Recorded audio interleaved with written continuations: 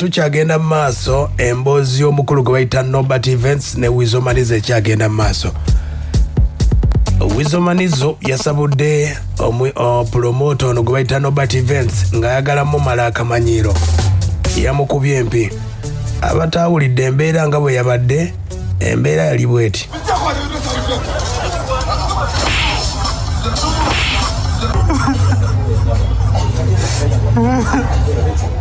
Awo Nobert ng'ali mu kaaba. Olutalo lwa ssente, Wizo Manizo agamba abanja, Nobert Events agamba abanja. We twakomye nga babanja ssente z'emmeeza. Chameleone ayingiddemu, ye agenda kukola atya? Wizo yakubye empi, Chameleone anaakola atya? Chameleone aba n'emiggo gye mu mmotoka.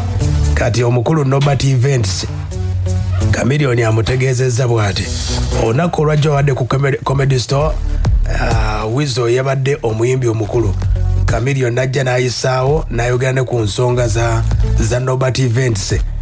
Agambye ekituufu Mayanja family teyina mpisa n'ekyennyimba. Ekyennyimba ffe tuyimbira ddala. Abo bapromota bemuleeta ababibbi. Chameleone atandise bw'ati. Wizo, I congratulate you for such a good concert. Thank you so much. Very nice young yako. Bani manyao. Baba moya Wizo akoye. Watukuya Chameleone yo wapala semakia. It's a big battalion. Mayanja family.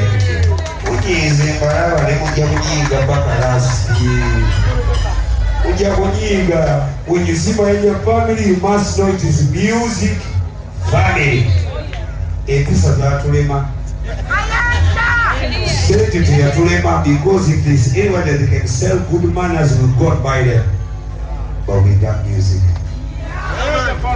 Palazzo, over Palazzo, please. We don't care. We shall pack with therapy. Palazzo.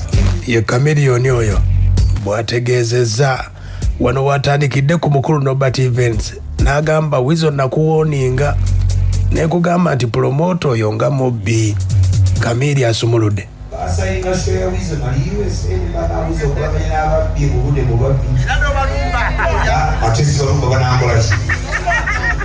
They fear me because I speak the truth. Nobert namugamba Wizo muyimbi CEO oyo confusing the artists. Yes. But listen to me, you people. Bakwana wabuda ife na wani kumukona wote. No. Wizo has done a good job. Yes. Really? Yes. Really? Yes. Really? Yes. Deba doki muliku social media mulekana. Yo, was Wizo supposed to do a free job? No. If you say yes, I'm not gonna believe. No. Wizo is not selling music. Yes. Wizo is performing music. Okitegedde. Chameleone agamba Nobert Events yali mu nsobi. Agambye no business. Nobert Events yategeezezza nti Chameleone yamukubiddeko.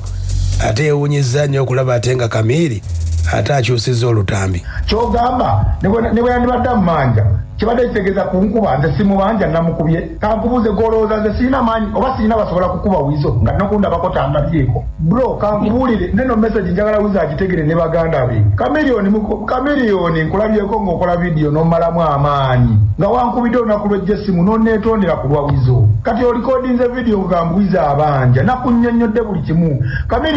Chameleone kennyini nakuwa emmeeza ssatu za bwereere.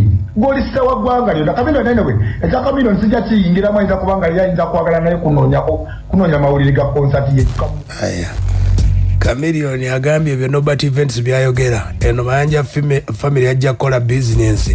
Bw'aba akyali mu ebyo. So can we go back to the business before we go to the relationship? Yeah. Maybe you misbehaved. That's your nature. But can we go to business? Come on, you people think that we are Superman. We are not immortal, but we are here to do business and music at our best. I'm always on Sujuan, so aya basi.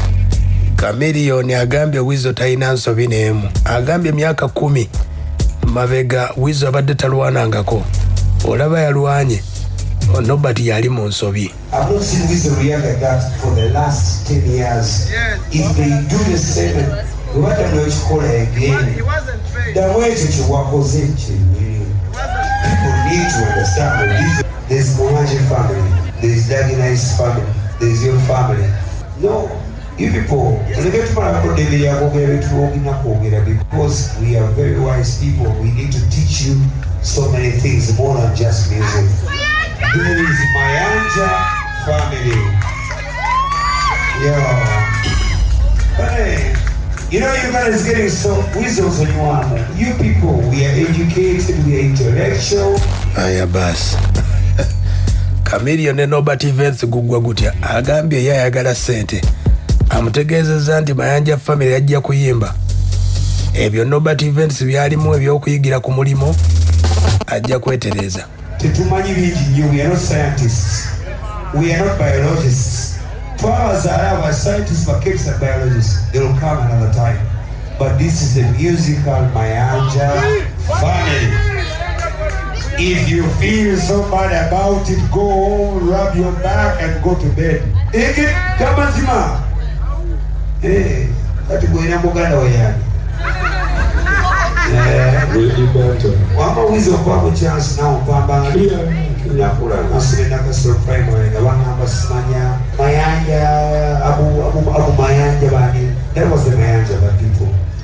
Bro, today talk about Mayanja. There is Wizo Douglas Mayanja. There is Joseph Mayanja. There is Abba Marcus Mayanja. Dinari Mayanja. Thea Mayanja. Star Mayanja. Aya basi. Nobert Events wadde wamutegeezaako Mayanja family nga bweyimiridde. Wizo Manizo yeebazizza Chameleon okumubeererawo. Kiri kitya? Thank you to Chameleon for being there for Wizo Manizo. Mayanja fraternity. Egaluza Mayanja bannange Mayanja fraternity. Amen. I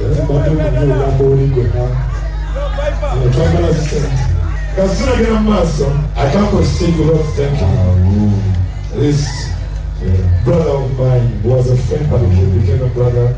Ever since I lost radio, this guy is always on my case. He's called Viper. A big hand clap for Viper. He's always on my side. Thank you, Viper, for representing. Thank you for putting on this. This is what they call brotherhood of mankind. Sumuludde Wizo Manizo ebigambo biba bitono naye ategeezezza nti agenda kusumulwa ku nnyimba za radio empya naye alina ennyimba zagenda okuta olw'abawagizi okuba ate nga mulaze omukwano gw'enjawulo. Wizo Manizo okumanya mbagala nnyo ndowooza mbatera ennyimba ekyaka 3 olwa radio and Wizo lwemutawulirangako babimba se okumanya mbagala akayimba kaddako kabaweerezza. Thank you for being my friends. Right? Baddangayo tebagezesa bakimanyire ebizaabuza akayimba kabaweerezza n'akaddako. Right? We want more.